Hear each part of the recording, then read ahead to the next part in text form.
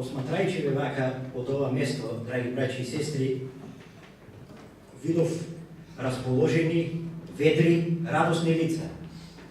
Тоа сигурно не е затоа што ме гледате мене. Или? Има нешто. Туку затоа што сме во Божиот дом, драги браќи и сестри. И затоа што уживаме во Божиото присуство денеска во овој саботен ден. Ми дојде сега една мисла, има ли нешто подобро, браќата и сестрите, заедно во Божиот дом да ја проучуваме Божјата реч? Има ли нешто од тоа подобро? Не сега да го анализираме брат Миланчо, како ќе зборува на кој начин, туку како да му дозволиме на Бога, тој преку неговата реч да делува во нашите срца. За секоја темата ја гледате. За секоја една сериозна тема, треба ние да имаме во уви дека треба и сериозно да и пристапиме. На Библијата и на текстовите кои што ќе ги толкуваме и обработуваме. И мора да знаеме едно. За правилно да ја толкуваме Библијата и правилно да ја одгонетнеме вистината која што Бог сака да ни ја каже, ние треба да исполниме 5 услови кои што се содржани, односно услови кои што се содржани во 5 точки. Кои се тие 5 точки? Прва точка, сола скриптура. Што значи? Само Светото Писмо. Дали тоа значи дека автоматски со тоа духот на пророштвото го исфрлуваме? Или тоа нешто друго значи? Додуша, Елен Вајт зборува, ако ви е доволна Библијата, а и доволна е, ако можете да разберете, не мора ни да ги читате моите списи. Но, ова значи само писмото да не ставаме ние во нашите толкувања, наши објаснувања лични или некои филозофски мисли кои што повеќе би му наштетиле на Божјото дело толку што би донеселе добро. Втората точка е тота скриптура. Што значи? Целото писмо. Писмото не се чита само еден стих да земеме и врз основа на тој стих да темелиме нашето размислување и нашиот впечаток, туку овде малку, онде малку, таму малку во Светото Писмо. Трета точка е сакра скриптура, sui ipsius interpres. Сега ме слушат некои од моите другари на интернет во преносот и мислам дека ќе се смеат, затоа што многу слаб бев на латински јазик во средното. Но фала на Бога за овие 15 години и како научив некои фрази, реченици и зборови. Третата точка, сакра скриптура sui ipsius interpres. Што значи? Светото Писмо, односно Писмото е сам свој собствен толкувач. Значи Бог ни го дал Светото Писмо преку неговата реч, а со тоа и ни дал и толкување на истото. Четврта точка, спиритуалитер екзаминатур. Што значи тоа? Духовните работи духовно се разбираат. Што значи нашиот пристап према Божјата реч треба да биде многу поразличен отколку за секоја една друга книга или роман. Ние треба, пошто е таа духовна, Бог е духовен, ние треба и духовно да ја пристапиме на оваа книга. И петата точка, која што е исто така многу важна, е историскиот контекст. Што сака тоа да каже? Дека кога ги толкуваме некои текстови, мора да имаме во увид дека Стариот Завет е напишан на еврејски јазик, а Новиот Завет е напишан на кој јазик? На грчки јазик. Мораме да имаме во увид кога е напишана одредена книга, за кој народ, каков менталитет тој народ имал во тоа време. И сето тоа да го споиме и во преносна смисла да го пренесеме на нас самите и да извлечеме поука од сето тоа. Дали е грешка да ги знаеме сите овие 5 точки? Како пред нешто кога треба да преминеме на тумачење на некои одредени стихови.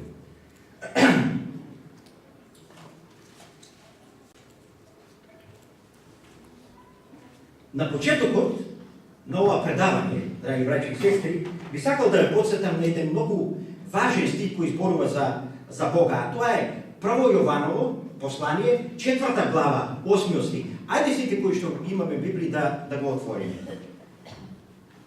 Прво, Јованово послание, 4 глава, 8 стих читаме. А кој не љуби, не го познава Бога, зашто Бог е љубов. А кој не љуби, не го познава Бога, зашто Бог е љубов. Може ли поставаме едно прашање? Додека го читаме овој текст, како го читаме ние, драги браќи и сестри? Какви толкувања имаат луѓето врз основа на овој стих? Бог има љубов, Бог покажува љубов. Меѓутоа, тоа не е она што го кажува овој стих. Не дека Бог има љубов, не дека Бог покажува љубов, туку дека Бог е љубов. И човекот не може да го разбере Бога, не може да го разбере Бога без оваа изјава или без оваа фраза дека Бог е љубов. Сега, прашање до вас. Веруваме ние дека Бог е од вечноста. Веруваме нели? Од овој стих се уверивме дека Бог е љубов. Сега, прашање едно. Ако Бог е љубов, а љубовта е релација, а за релација се потребни најмалку двајца. Со кој Бог ја делел неговата љубов таму во вечноста, пред него ли да го роди во наводници својот син? Ако таа љубов е само за себе и само бендисаност и егоизам во таа љубов која е свртена само за себе, како да го сакам и кој е тој пример кој што Бог може да ми го остави преку тоа нешто?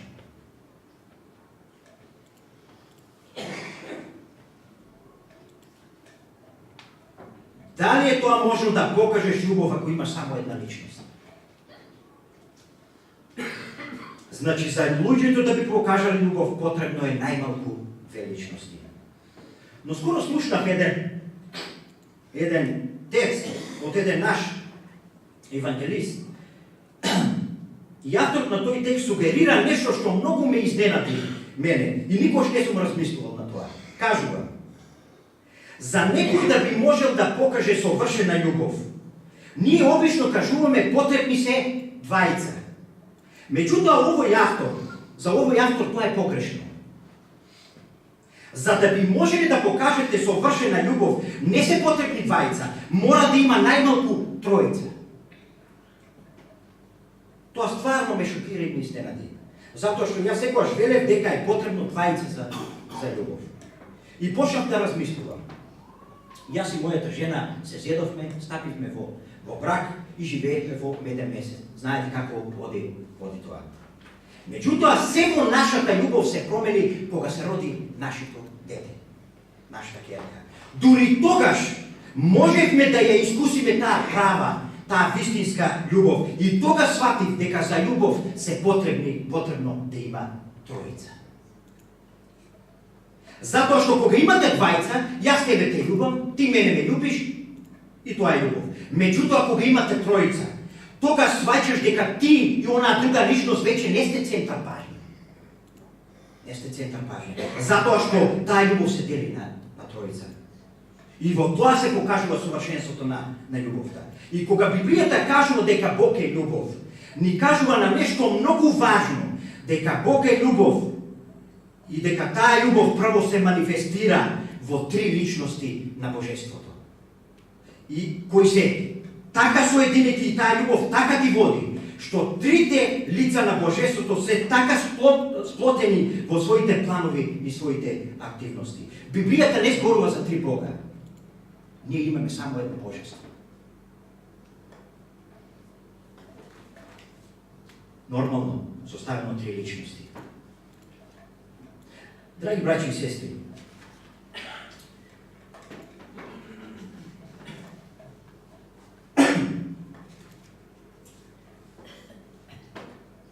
јас бих сакал во овој момент да спомнам нешто кое што е актуелно во последно време. Во светот, во бившите ју-югословенски простори, а на голема врата доаѓа и во Македонија. А тоа е едно движење кое што се вика антитринитаризм. Што значи тоа? Тринити на англиски значи тројство. Оние кои што го поддржаваат тројството тринитарци, а оние кои што се против тројството антитринитарци. И тоа движење во последно време е многу засилено. Оние кои што се против тројството. Јас имав можност да разговарам со неколку луѓе од Македонија тука, па и скоро и во Кавадарци. Разговарав околу таа тема, накратко. И ми беше поставено истото прашање кое што многу пати ми го поставуваат. Каде во Библијата го пишува зборот тројство? И стварно, читаме, нема во Библијата збор тројство. Но јас би покушал да го повторам она исто кое што ви го кажав на таа особа и на уште 3-4, кое што мислам дека ќе остави впечаток на вас. Ајде да ве прашам, што е ова? Што пишува тука? Дали зборот Библија го имаме во Светото писмо? Не. Запиши. Кажете. Зошто тогаш го употребуваме, драги браќи и сестри? Дали некој не осудил што го употребуваме ова зборче Библија? Друго нешто да ја прашам. Брат Лазо, кога ти одлучи да му се предадеш на Бога, кој чин го направи правен? Кој чин го направи? Тука. Как се вика чин? Крштевање. Дали во Библијата можеме да го најдеме зборот крштевање? Можеме, ама на македонски и на српски јазик. А на грчки оригиналниот текст знаете ли како пишува? Јас ова не го кажам од моје, се прашувам директно од оние грци, стари грци кои што го знаат и старогрчкиот јазик. Не овој народен сегашен. Таму зборот е баптизо, за крштевање, што значи целосно потопување или нуркање под вода. Дали што има врска самиот чин крштевање зборот со самиот чин? Кажете. Крштевање значи православен се крста. Што значи самиот зборот, што има врска самиот збор со чинот крштевање? Има некаква врска? Тоа е целосно потопување, ама самиот збор крштевање нема никаква врска. Как што преведеме со целосно потопување? Баптизо е целосно потопување. Значи, никој не осудил нас за зборот крштевање, кој што го употребува. Но што сакам со ова да кажам, драги браќи и сестри? Што сакам со ова да кажам? Тројството. Кога зборуваме за зборот тројство, ние не се занимаваме со самиот збор, драги браќи и сестри. Пазите добро. Не се занимаваме со самиот збор. Зборот тројство не е свет збор или библиски збор кој што мора да се користи за да би се опишало нешто за нешто што се пишува или што се опишува. Поважно е што се мисли со тој збор кога ние го кажуваме. Се слушувате ли со мене? Не мора и да го употребуваме тој збор. Што се мисли со зборот тројство? Што се мисли со зборот крштевање? Што се мисли со зборот Библија?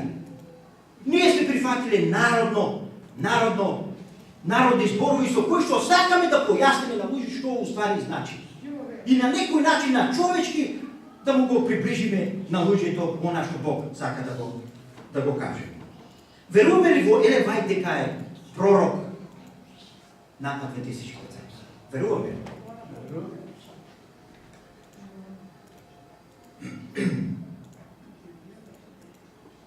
Јас би сакал сега да прочитам неколку текстови кои што таа ги кажала. Ако веруваме, добро е во врска со тројството, добро е да прифатиме. Ако не веруваме, тој секој за себе нека одговори. Јас овде, драги браќи и сестри, не зборувам за еден или два цитати, или за една реченица или една изјава за Светиот Дух и за тројството. Гледайте колку. Ако ова го читаме, мислам дека малку ни се 3 дена.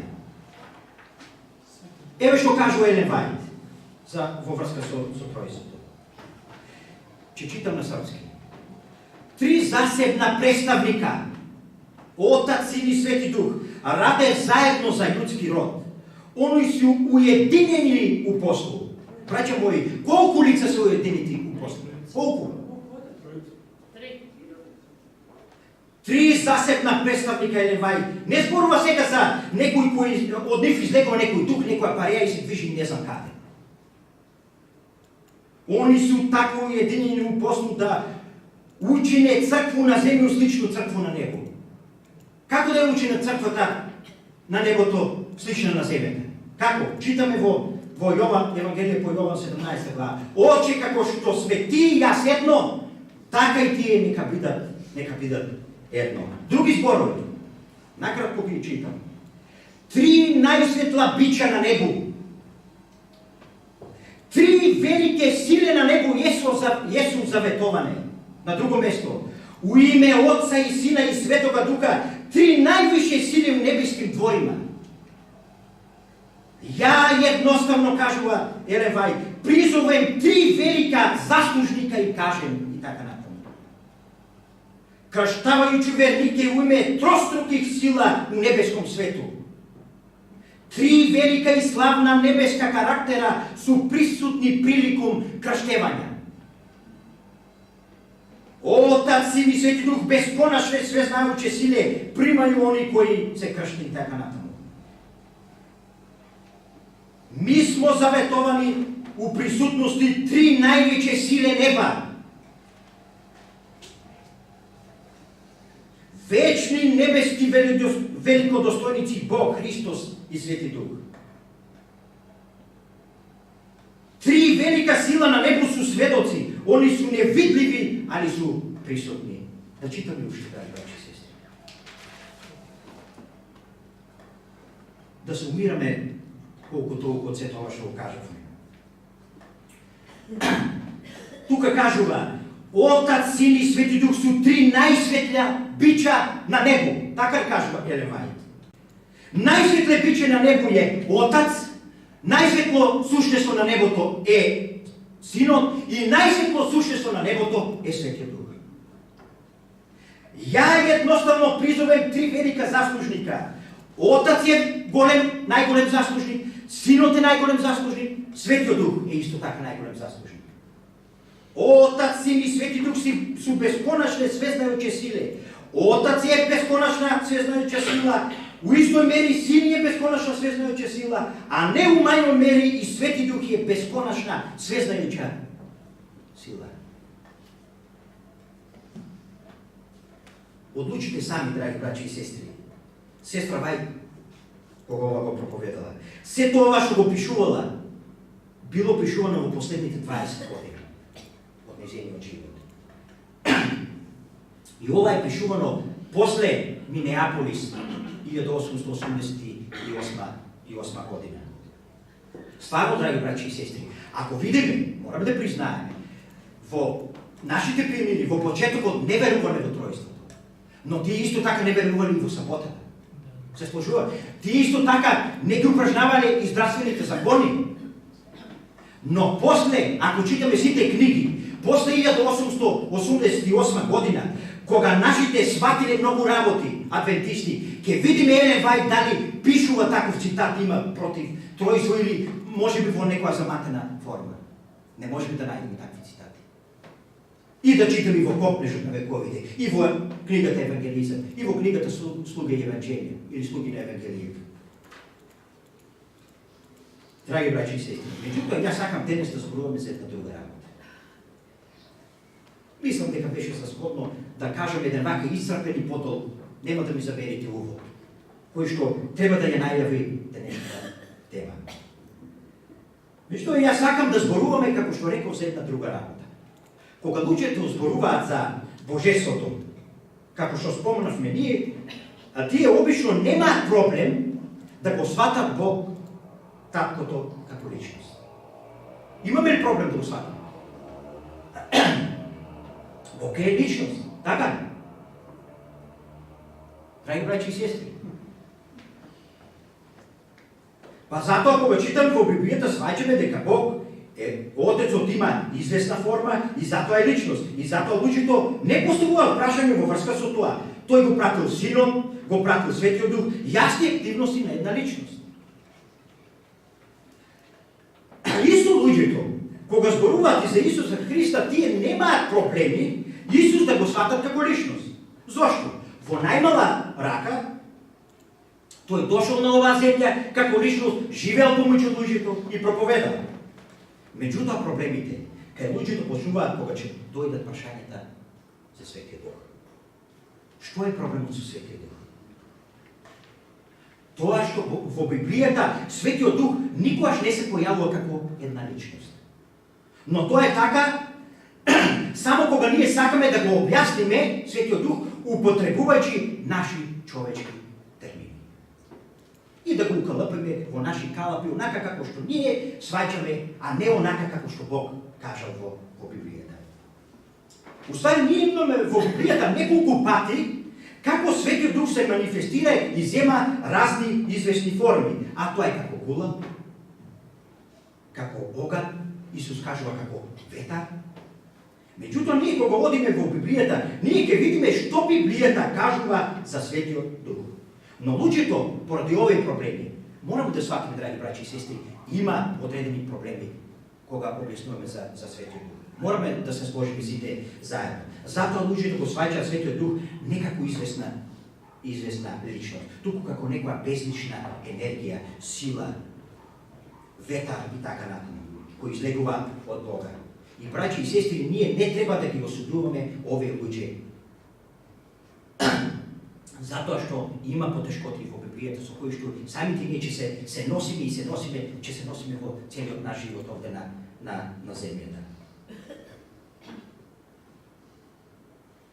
Јас затоа сакам овој момент да ве повикам да видите како Библијата го представува Светиот Дух. И се надам ќе видите како е представен на еден убав начин Светиот Дух и дека он е исто личност како што се личности и Отецот и Синот. Во овој момент мене ми е потребен само еден стих, драги браќи и сестри. На него ќе се фокусирам, односно ќе се фокусирам сите. И ќе ви укажам и на други текстови кои што можете да ги проучувате дома кога ќе си отидете. И овој еден стих би бил потполно доволен да разбереме кој е Светиот Дух. Тоа е стихот кој што сите го знаеме напомет. А тоа е ветувањето кој Исус го дал за доаѓањето на Светиот Дух. Го знаете овој добро стих, познат стих. Читаме Јован 14. Јован 14 глава, читаме 16 и 17 стих. Што пишува? Што можеме таму запишеме? И јас ќе го молам мојот татко и тој ќе ви даде друг утешител за да биде со вас довека. Духот на вистината кога светот не може да го прими, зашто не го гледа, нити го познава. Вие го познавате зашто тој престојува при вас и ќе биде во вас. Браќи и сестри, јас сега ќе ве замолам овој стих да го имате пред себе, затоа што ќе земеме малку време околу тоа. Околу тој стих. Јас знам дека овој стих ви е многу познат. Познат ли ме ние на сите? Но постои нешто во овој стих што не можете да го видите со едно нормално читање, драги браќи и сестри. Овој стих е само еден од многуте ветувања во врска со Светиот Дух кој Исус ги кажал во 14-та, ако читаме 15-та и 16-та глава од Јован. Ние знаеме дека сите тие стихови зборуваат за Светиот Дух. Јас сега ве молам заедно со мене да го погледнеме подобро овој стих. Јас пред себе го имам преводот на Душан Константинов. Од вас има, може би уште, кај вас има, може би уште 2-3 други преводи. И ве повикувам сите да ги отвориме Библиите и да видиме некои работи заеднички. Но во исто време сакам да ве подсетам дека Новиот Завет, како што реков во почетокот, Новиот Завет е пишува на грчки јазик. Како овде Исус во 16-тиот стих го нарекува Светиот Дух? Како? Како? Не пишува така. Утешител. Друг утешител. Друг утешител. Овој стих ми откри фантастични вистини за Светиот Дух. и ме оспособи да го видам Светиот Дух на начин на кој што досега не сум го гледал. Да ги анализираме малку овие зборови. Имајќи во увид актуелната ситуација, драги браќи и сестри, за Македонија и Грција. Имајќи во предвид тоа, некој можеби да не се почувствува одбивно со ова мое предавање, а не би требало така да биде, затоа што Елен Вајд во книгата Слуги на Евангелието убаво пишува ние да не заземаме страна политичка странка и да не учествуваме во политички разговори. Убаво би било да не се налутиме ако некој го погоди. Но, драги браќи и сестри, овој стих, односно грчкиот јазик ќе го користа само околу овој стих и ништо повеќе. Затоа што, но мораме малку да влеземе, да заронеме во грчкиот, во оригиналниот јазик на кој што е напишено на Новиот Завет. Затоа што имаме збор друг и зборот го имаме утешител. Грчкиот збор за утешител, кој се употребува на македонски, српски и на англиски, се користи зборот advocate на англиски, тие што знаете што значи застапник, helper, помошник, заменик, советник и така натаму. Зошто имаме толку изрази, драги браќи и сестри, толку преводи за овој збор? Зошто? Зошто имаме толку преводи? Но да спомнам дека е многу тешко да се најде и збор да се преведе од еден јазик на друг. На грчки јазик, зборот кој се употребува за утешител е зборот параклетос, кој значи утешител, помошник, адвокат. Ако земете на наш јазик преведено е со утешител, на англиски, како што рековме, кажавме како адвокат, застапник, советник, помошник. Зошто толку зборови? Сте се запрашали, драги браќи и сестри? Затоа што не постои друг збор за превод од овој грчки збор параклетос. Ајде да го видиме значењето. Вистинското изворно значење. Го имате зборот параклетос. Гледате дека овде, ако гледаме таму на Кајно, зборот се состои, односно е поделен на два дела. Првиот збор е кој? Пара. Што значи покрај. Да застаниш покрај некој. Што е значењето на овој збор? Значи покрај некој. На англиски beside. Добро ли го кажам? И вториот збор, клетос, значи некој кој е повикан. Ајде сега да ми помогнете околу тоа да го преведеме овој збор на македонски. Што значи? Што е значењето на зборот параклетос? Како? Некој кој е повикан да застане покрај некого или некој друг.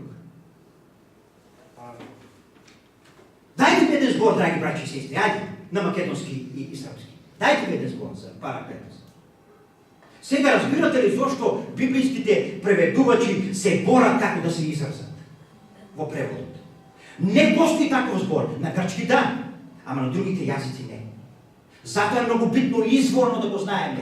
И тогаш доаѓа по вистинското толкување на текстовите во Библијата. Ајде да видиме што е значењето сега на овој збор.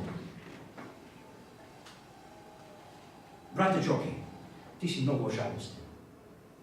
И не можеш да издржиш не можеш да го издржиш тоа. И доаѓа твојот другар до тебе и те утешува. Во тој момент, тој е твој параклетос. И овој стих е сосема поред. Ти, сестро, носиш тежок терет и паѓаш по тој терет. Исто како што Исус паднал под крстот. И кој дошол? Симон. Симон од Кирина дошол и му помогнал да го носи. Во тој момент Симон бил Исусов параклетос, драги браќи и сестри. Дали ме разбирате? До тука јасно ли? Го гледате ли значењето, драги браќи? Многу подлабоко од него ли што ние знаеме. Зборот имал толку широко значење. Меѓутоа во времето кога Исус живел на оваа земја меѓу грците, зборот посебно се користел за човек, за восудница, односно за адвокат. Дали некоја ще биде на суд? Јас бев на суд, присуствував само кога бев средно на пракса, но не сум бил. Но слушнав еден проповедник, како кажува, вика, бил на суд, кажува, ме казна за некој прекршок, а јас сматрам дека не сум крив. И дома се подготвував така, се таму ќе искажам на судот, и вика, кога отидов таму, ми се врза и јазикот и устата, не можев да договорам избор, вика, во судот. И тогаш, после некој време, приметив дека до мене стои човек, вика. Кога прашав, вика, тој е доделен службен адвокат, вика. Му кажав за 2-3 минути зашто станува збор, и тој за кратко време го реши случајот и мене ме ослободи.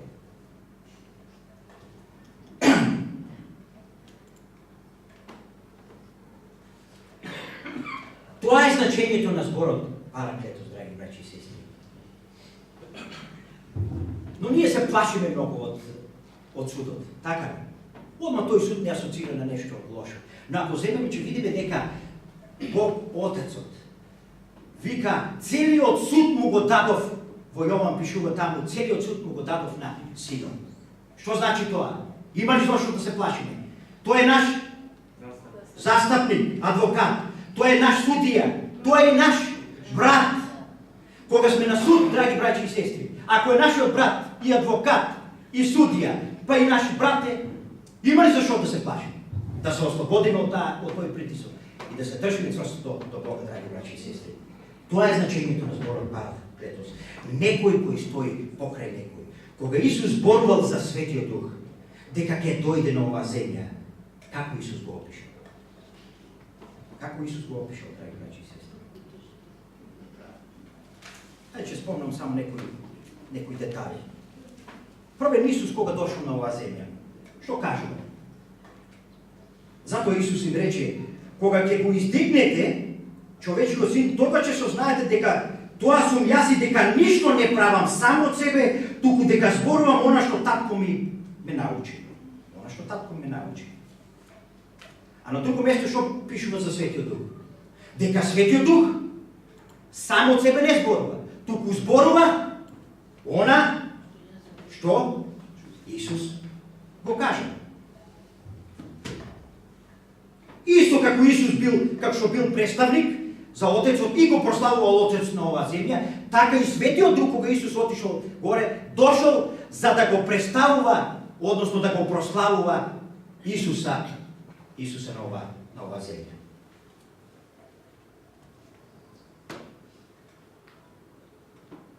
Како Исус го опишал? Некој кој ќе застане, драги браќи и сестри, покрај учениците, да биде нивни утешител, да биде нивни помошник, да биде нивни советник. Зошто? Зошто? Само затоа што Исус тоа бил на своите ученици додека бил овде на земјата. Сакам да ве повикам. Да одиме во Новиот Завет на едно друго место каде се користи зборот Параклетос. А тоа е во Прво Јованово послание 2 глава 2 стих. Прво Јованово послание 2 глава 1 стих. Дечиња мои, ова ви го пишувам, за да не сгрешите. И ако некој сгреши, имаме застапник при таткото Исуса Христа, праведникот. За зборот застапник, кој збор се користи овде ако одиме во оригиналот, драги браќи и сестри? Кој е грчко збор за застапник тука? Параклетос. Кој е уствари Параклетос за сите нас, читајќи од ова? Кој е Параклетос? За целиот човечки род? Исус Христос. Тој е нашиот адвокат горе на небесниот суд, кога нашето име ќе дојде на суд. Дали ме разбирате, драги браќи и сестри? Исус бил тој Параклетос за учениците, додека бил со нив на оваа земја. Меѓутоа сега Исус заминува. Како се чувствувале учениците? Кој сега ќе биде покрај нив?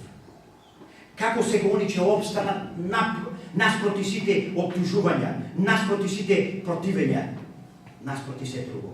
И Исус кажува, јас сега заминувам, а на вас ќе ви пратам друг утешител. Зошто друг, драги браќи се? Зошто друг? Зошто друг? Затоа што Исус бил првиот утешител, Параклетос. Но се уште не сме го исцрпиле значењето на сето ова, драги браќи и сестри. Видовме што значи зборот параклетос. Ајде сега малку да обрнеме внимание на зборот друг. На зборот друг. Сега е проблем. Што ние немаме соодветен збор на нашиот јазик за друг, освен друг. Но не е така и на грчкиот, јазик. Во грчкиот јазик постојат два збора за друг. Се надевам дека ќе ја видиме важноста на сето ова кога ќе анализираме овој збор. На грчки јазик постои првиот збор за друг. Но значи друг кој е различен. Друг кој е различен. А тоа е зборот хетерос. Ајде да повторим сите заедно. Зборот хетерос. Дали сме слушнале за зборот хетерос? Дали сме слушнале за хетеросексуален брак? Имаме ли слушнали? Што значи тоа?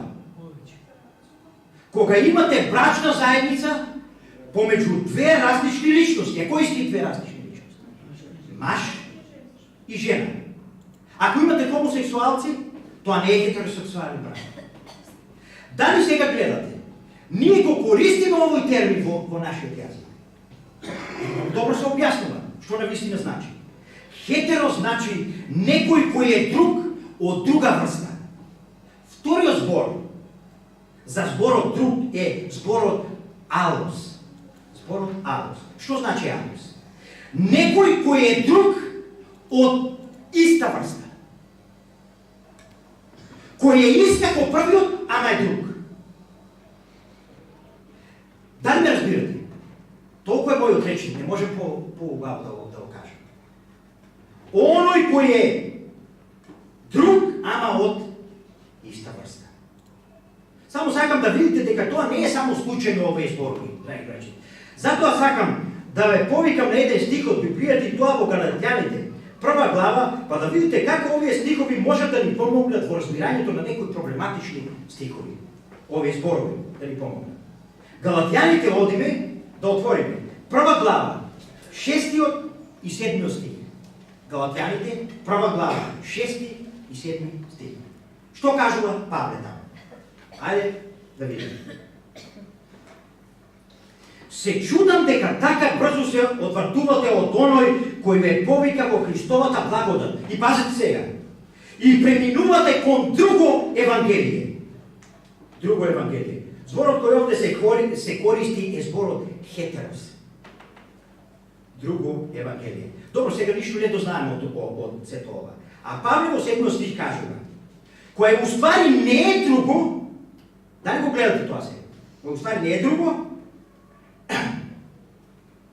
ако читаме на наш јазик, што би значило тоа? Збунувачки. Не знаеме што е. Што кажува Павле за тоа? Павле кажува дека така брзо се одвративте и преминавте кон хетерос. Преминавте кон друго евангелие, кој уствари не е алос, не е друго евангелие. Малку тешко. Ако размислиме дома малку и овие текстови ќе дознаеме.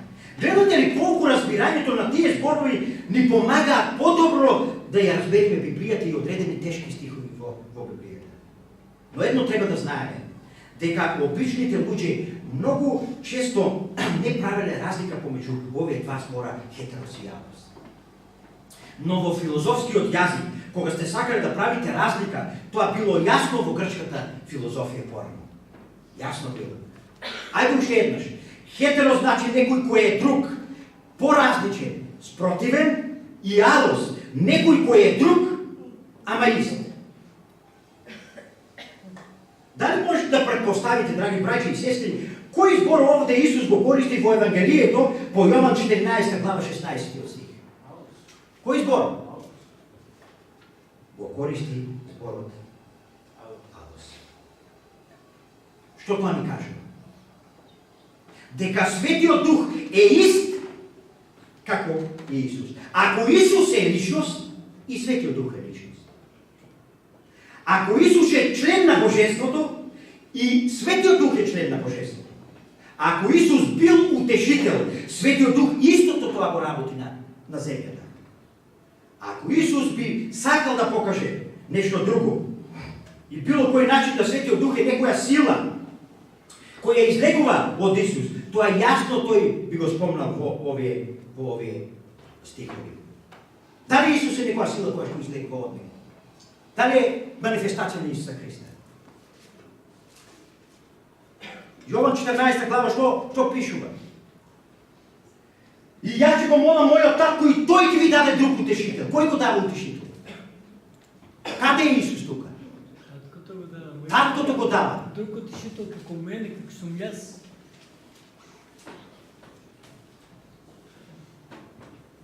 Јасно би го нагласил тоа Исус. Но Исус кажал, не грижете се. Јас ќе ви пратам некој кој е ист како и јас. Јас би можел сега да кажам амин и да го завршим послушанието, драги браќи и сестри. Ако можете на некој да му верувате, тоа е Исус Христос, кој го дал ветувањето за Исуса Христа. Но ако одете во Новиот Завет, вие ќе најдете десетици и десетици, а може би стотини стихови кои објаснуваат дека, кои алудираат на тоа дека Светиот Дух е личност. Јас реков малку овде да анализираме стихови, но во исто време за нас тоа да биде и охрабрување денеска, драги браќи и сестри. Дозволете ми со вас да поделам една вистина која Исус е издал во врска со Светиот Дух, а мене многу ми помогна во мојот духовен однос со Бога. Јас се сеќавам кога бев многу мал. Она што најмногу сакав да јадам е шеќер на лебот со вода. Но исто така што многу јадев и сакав да јадам е патлиџан со леб и сирење. Патлиџан. Некој знае да го земам патлиџанот и да го јадам како јаболка.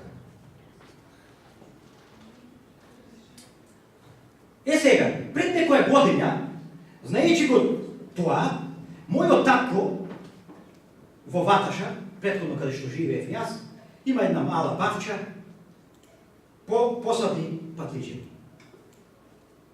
Во дворот, во Ваташа. Па јас помогнав таа земја да се иситни и да се спрема, знаете, за оние коренчиња за расад или расадување. И татко ми тие коренчиња ги садеше, ги ставаше во земја. И кога и да одев јас, секоја вечер тој ги полеваше со вода. Секоја вечер ги полеваше тие коренчиња. И што се случува? Знаете, она стебленце мало почнува да расте. И расте од прилика на височина, така од прилика.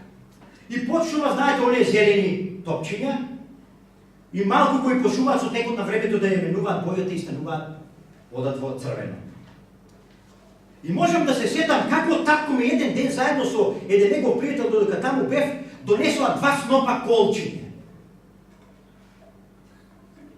И рече, овие мора поттикно да ги ставиме што побрзо во земјата. Затоа што приметив и јас дека она стебленце со оние топченца почна да се наведнува надолу. И мојот татко зема и до секој коренче стави по едно колче. До секој патлиџан по едно колче. И го исправаше патлиџанот, таа билка на колчето. И го врзуваше исто така за колчето. И во тој момент сватив дека тоа мало колче беше параклетос за таа билка.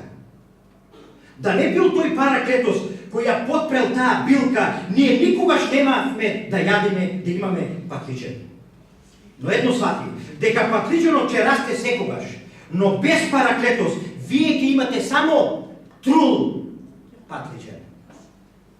Тој параклетос го држи тоа растение право и му помага тоа растение да го донесе правиот, вистинскиот род, кој е вкусен и кој е добар за конзумирање.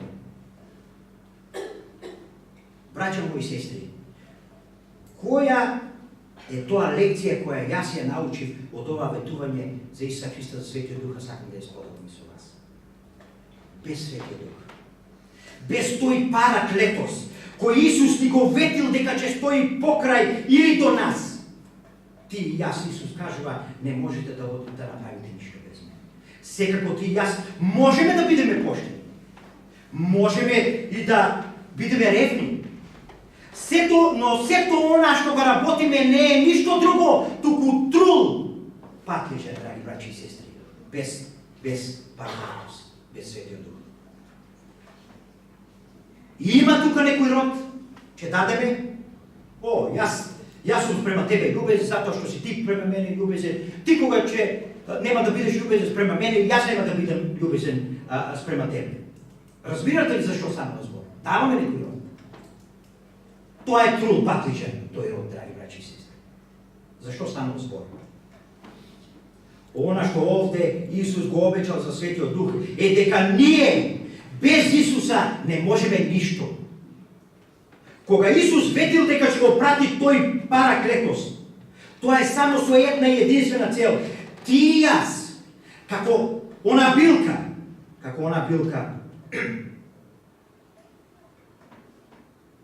ти и јас како она билка, драги браќи и сестри, да го дадеме вистинскиот род, кој не може, она билка која што не може да стои сама за себе, без тој параклетос. И да го даде оној вистински род. Колку и напор да правиме.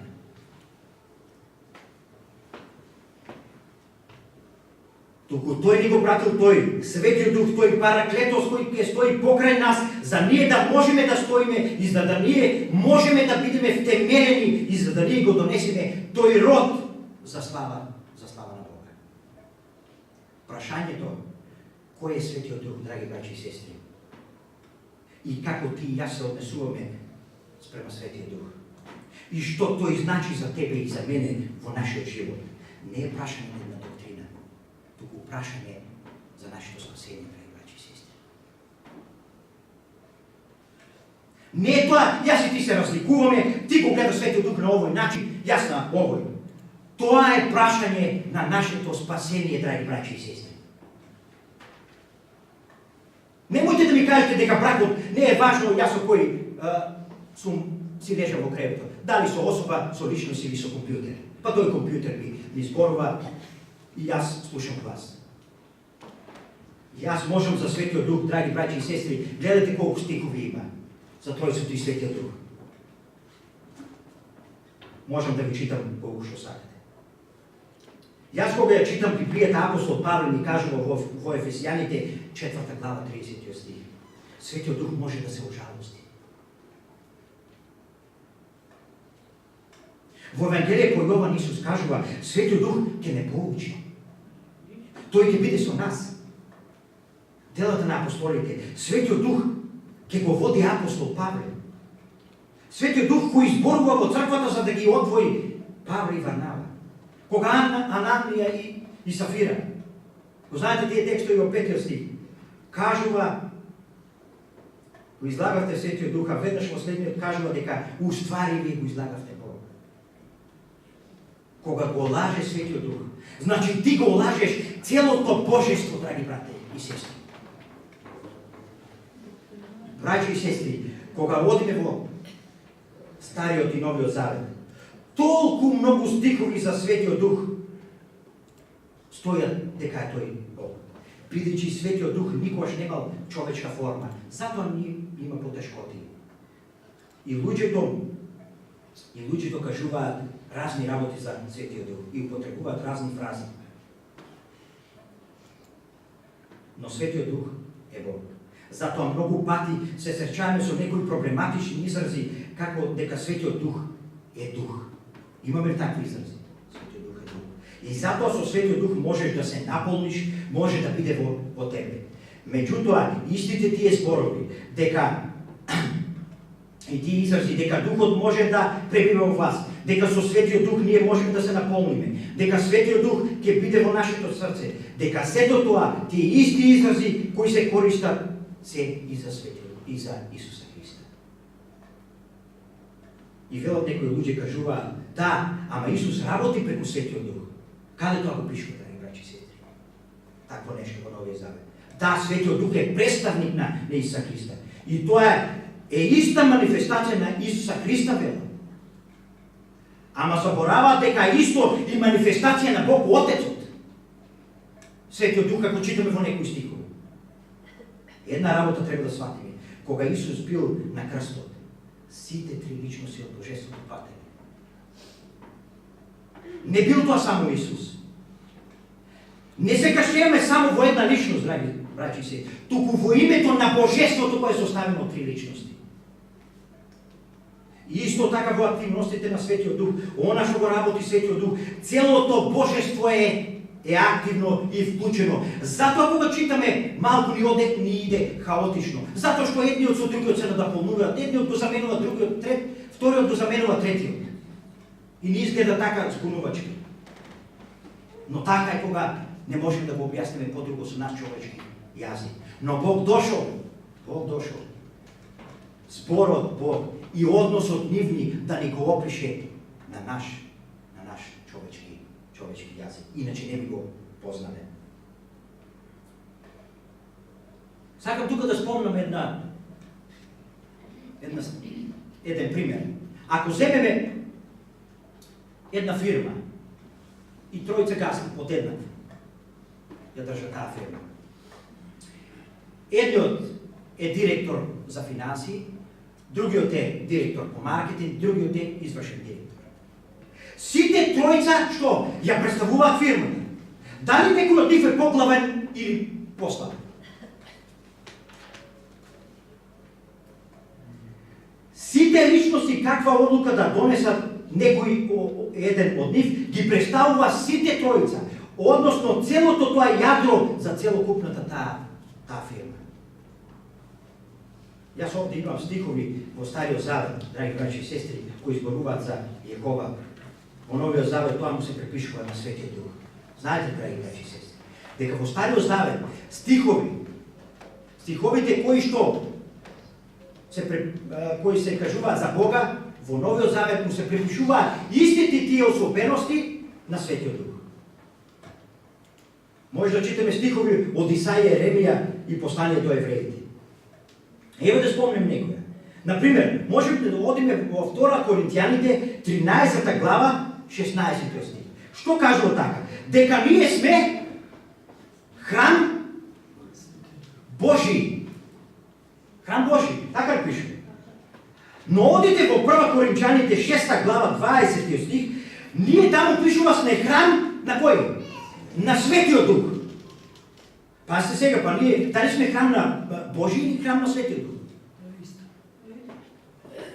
Во 2 Петрова пишува дека пророштвото не е никогаш по човечка волја, туку научени од Светиот Дух Божите луѓе зборувани. А во 2 Тимотеева 3 глава 16 стих кажува: целото писмо е од Бога вдахновено или инспирирано од Бога.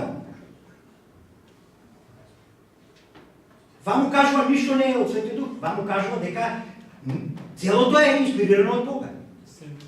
Целото самиот Свети Дух, како што кажува брат Јован, е Бог. Целото писмо од Бога вдахновено и инспирирано од Бога. Има многу вакви стихови, затоа што во работата на едно лице на Божеството активно е вклучено целото Божество. Своја активност има целото Божество и работи помеѓу сите луѓе. При крај сме, драги браќи и сестри, но само да ми дозволите да завршам со неколку реченици од Елен Вајд. Што таа кажува за Светиот Дух? Што таа кажува за Светиот Дух? Дозволите да понаведам. Многу јасни стихови. Ако и тука имаме одговор, драги браќи и сестри, нешто на ова не може, мислам, не може ни Бог да помогне тука. Свети Дух е трече лице божанство.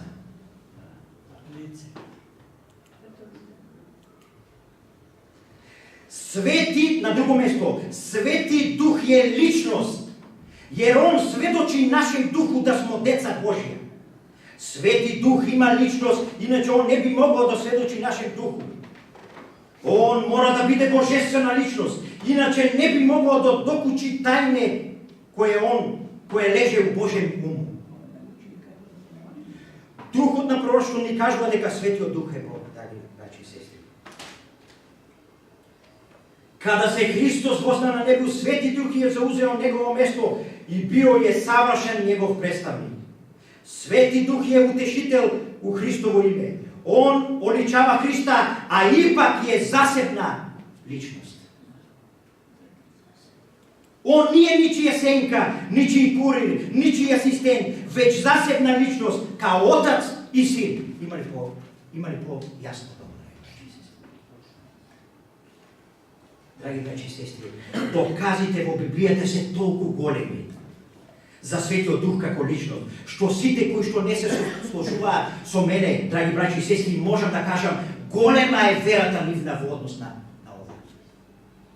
Голема е верата нивна во однос на ова тема.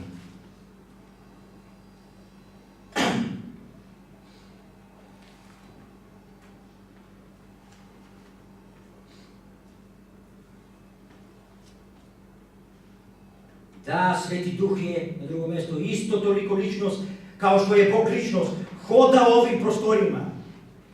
Не кажува како пареја или како ветар лепте тука некаде, драги браќи се. Оди по овие простори. Светиот Дух е личност. Светиот Дух е личност, jer он сведочи нашем духу да смо деца Божија.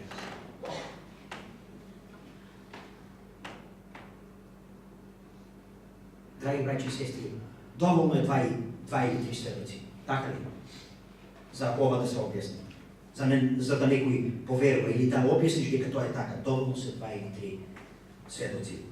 Дали сме во право? Да додадеме уште 1000 сведоци, не помага за некој ако не сака да го свани. Библијата и во Стариот и во Новиот Завет јасно го представува Светиот Дух како личност.